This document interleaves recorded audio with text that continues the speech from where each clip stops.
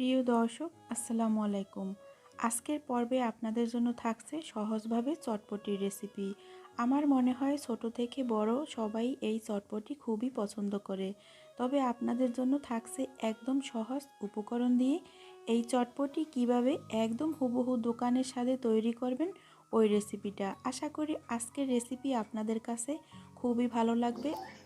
আর শীতের দিনে চটপটিটা একটু বেশিই মজা হয় আর খেতেও খুব ভালো লাগে। আর এইভাবে তৈরি করতে যদি একবার শিখে যান বাসায়, তাহলে তো আর কথাই নেই, কখনোই দোকান থেকে অস্বাস্থ্যকর খাবার কিনে খেতে হবে না। তাহলে আর কথা না বাড়িয়ে মূল রেসিপিতে চলে যাচ্ছি।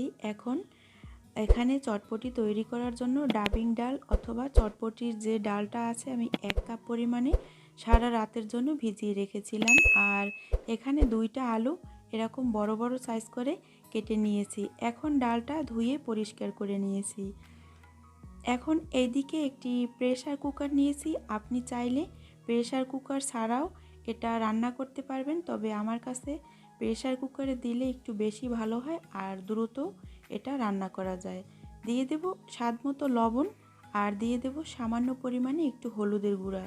হলুদের গুঁড়াটা দেওয়ার ফলে একদম সাদা থাকবে না আর দেখতেও ভালো লাগবে।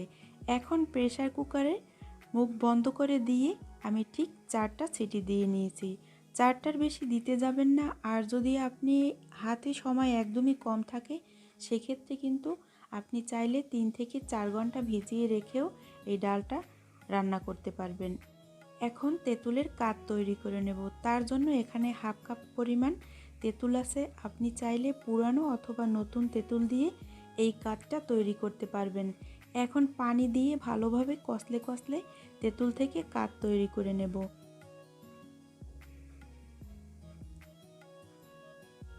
তো আপনি চাইলে তেঁতুলটা আরও আধা ঘন্টা আগেও ভিজিয়ে রাখতে পারেন। এটা সঙ্গে সঙ্গেই এই কাজটা করা যায়, কোনো সমস্যা হয় না। তো এখন তেঁতুলের কাত বের করে নিয়েছি। এখন দিয়ে দেব মশলা কিছুটা। দিয়ে দেব 1/2 চামচ পরিমাণে লবণ, 1/2 চামচ পরিমাণে বিট লবণ, আর এখানে নিয়েছি 1 চামচ পরিমাণে চাট মশলার গুঁড়া। সব কিছু একসাথে দিয়ে দেব। দিয়ে দেব 1 ফালি লেবুর রস। এতে সুন্দর একটি ফ্লেভার পাওয়া যাবে আর খেতেও দারুণ লাগবে। তো দিয়ে দেব চিলি ফ্লেক্স। তো দিয়ে সব কিছু একসাথে নেড়েচেড়ে নেব। আর তেঁতুলের টক কমানোর জন্য এখানে দিয়েছি আমি 1 টেবিল চামচ পরিমাণে চিনি। আপনারা যদি টক বেশি খেতে পছন্দ করেন, সেক্ষেত্রে চিনিটা বাদও দিতে পারেন। এখন মিশিয়ে নেব ভালোভাবে। তো সব কিছু ভালোভাবে মেশানো হয়ে গেছে। তো আমার তেঁতুলের কাপ রেডি হয়ে গেছে। এইদিকে আলুটা একটু আধ ভাঙা করে নিয়েছি। দিয়ে দেব গ্রেট করা ডিম। এখানে আমি একটা ডিম আর একটা ডিমের অর্ধেক নিয়েছি, মানে 2টা ডিমের থেকে একটু কম নিয়েছি। দিয়ে দেব কিছুটা পরিমাণে পেঁয়াজ কুচি। এখন দিয়ে দেব কিছুটা পরিমাণে কাঁচামরিচ। আমি ঝালের পরিমাণটা কম খাই, তাই একটু কম দিলাম, আপনারা চাইলে বাড়িয়ে দিতে পারেন।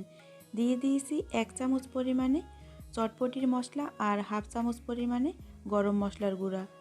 এখন দিয়ে দেব সামান্য পরিমাণে লবণ আর 1/2 চামচ পরিমাণে বিট লবণ।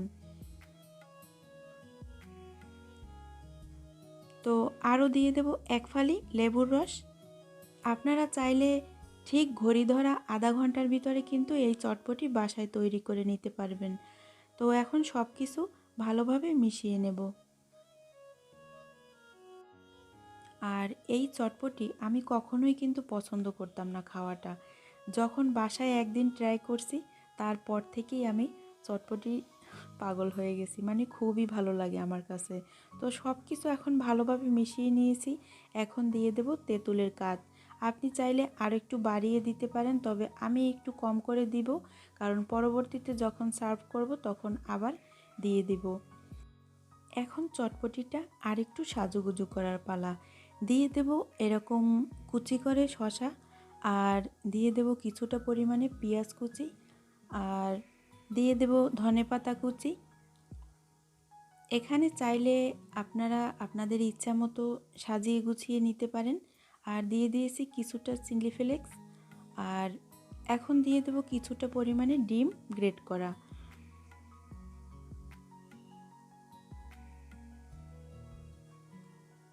আর এখন দিয়ে দিচ্ছি কিছুটা পরিমাণে ফুচকা। আপনি চাইলে এখানে নিমকিও ইউজ করতে পারবেন। তো বন্ধুরা, আজকের রেসিপি আমার মনে হয় আপনাদের কাছে খুবই সহজ মনে হবে আর ভালো লাগবে। তো এরকম মজার মজার রেসিপি পেতে চাইলে আমার চ্যানেলটি সাবস্ক্রাইব করে রাখতে পারেন, আর চাইলে আমার ছোট্ট চ্যানেলটি ঘুরে আসতে পারেন। আশা করি আপনাদের কাছে অনেক ভালো লাগবে। এখন উপর থেকে আরও কিছুটা পরিমাণে তেঁতুলের টক দিয়ে দেব।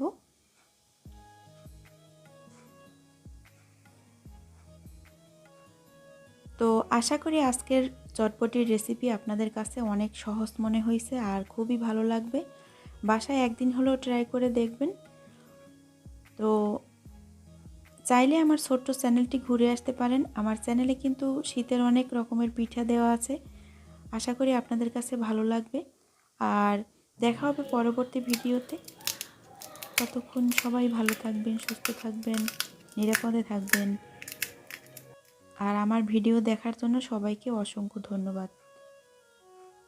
আল্লাহ হাফেজ।